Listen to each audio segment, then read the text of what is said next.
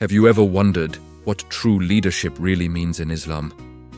Let's dive into a powerful moment between the Prophet Muhammad, peace be upon him, and his cousin, Ali ibn Abi Talib.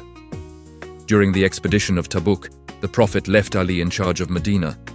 Some people began to whisper and question Ali's role, so the Prophet made a public declaration to clarify Ali's status.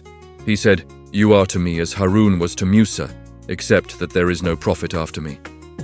أنت مني بمنزلة هارون من موسى إلا أنه لا نبي بعدي." What does this mean? Harun, or Aaron, was Moses' deputy. He was a protector, a leader who continued the mission when Moses was away. By making this comparison, the Prophet was teaching us a timeless lesson. Prophethood had ended with him, but the responsibility to lead, protect the truth, and guide the community would continue. This isn't about power, it's about a sacred duty. Scholar, Professor Dr. Brohi, beautifully put it, when responsibility is separated from authority, religion just becomes administration. And when administration replaces guidance, confusion takes root. This hadith was a protection for the Muslim community against that very confusion. It's a profound reminder to always consider our responsibilities before making any decision. Thank you for watching.